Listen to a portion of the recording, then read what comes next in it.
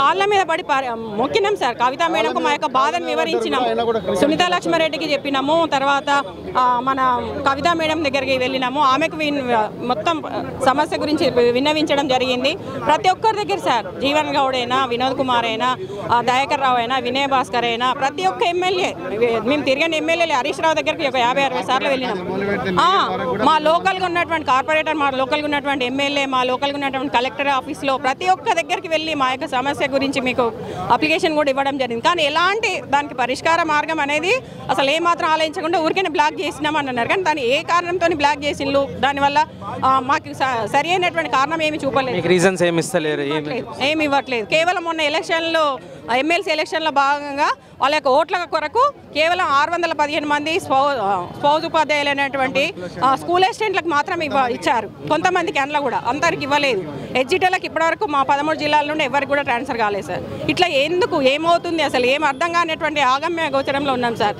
ఇప్పటికైనా మా తెలంగాణ ప్రభుత్వంలో, కాంగ్రెస్ ప్రభుత్వం మీరు గవర్నమెంట్ మీద కోరుకుంటున్నారు, కనీసం కొంచెం మా మనవిని ఆలకించండి. మా యొక్క సమస్య గురించి ఒక్క నిమిషం, ఒక 5 నిమిషాలు మీకు టైం కేటాయించండి సార్. మీకు ఎట్లా ఎన్నో సమస్యలు ఉన్నాయి. మాది ఇది పెద్ద సమస్య కాదు సార్, చాలా చిన్న సమస్య కారణం కూడా కాదు.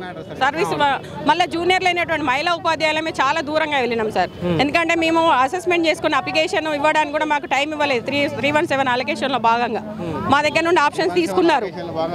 అసలు 1655 మెమో ప్రకారం ఫస్ట్ ఉపాధ్యాయ దంపతులకు అలొకేషన్ చేయగానే మిగిలిన పోస్టులను చేయాలి. కానీ ప్రభుత్వం ఏం చేసిందంటే ఫస్ట్ ఉపాధ్యాయ దంపతులకు చేయకుండా మిగిలిన ఉపాధ్యాయులు చేయడం వల్ల ఏమైందంటే 13 ఉపాధ్యాయ దంపతులు అందరూ కూడా వేరు జిల్లాలకు అలర్ట్ కాబట్టారు సార్. మళ్ళీ దానిలో కొంతమంది 19 జిల్లాలలో ఏం చేసిందంటే స్పౌజ్ బదిలీ చేపట్టిండ్రు. 13 జిల్లాలలో స్పౌజ్ బదిలీ నిలిపివేసింది సార్. 13 జిల్లాల్లో కూడా దాదాపు సరిపోయే ఖాళీలు ఉన్నాయి సార్. గత ప్రభుత్వము మొన్న కూడా సుమారు 6,000 నుంచి 7,000 మంది వీఆర్ఏలను వాళ్ళను సూపర్ న్యూమరీ పోస్ట్ క్రియేట్ చేసి వాళ్ళకి పోస్టింగ్ చేయడం జరిగింది సార్. మాది సంఖ్య కొద్దిగా ఎక్కువ ఉండొచ్చు, కానీ ఈ సంఖ్య కొద్దిగా మందికి ఒక 100-200 సూపర్ న్యూమరీ పోస్టులు ఇప్పుడు క్రియేట్ చేస్తే ప్రభుత్వం మీద పడేటువంటి ఆర్థిక భారం పెద్దది ఏం కాదు సార్. ఇది వాస్తవంగా ఆర్థికపరమైన సమస్య కూడా కాదు సార్. ఈ 13 జిల్లాలలో రాబోయే మార్చి 2024 నుంచి రిటైర్మెంట్లు చాలా ఉంటాయి సార్. చాలామంది సీనియర్ ఉపాధ్యాయులందరూ కూడా ఈ 13 జిల్లాలకు ఎక్కువ ఉన్నారు. వాళ్ళు రాబోయే 2024 మార్చి నుంచి రిటైర్మెంట్ అవుతాయి కాబట్టి ఏమన్నా సూపర్ న్యూమరీ పోస్టులు క్రియేట్ చేసినా కూడా ఆ ఉపాధ్యాయుల తర్వాత రిటైర్మెంట్ అయిన వాళ్ళు అడ్జస్ట్ చేస్తారు సార్.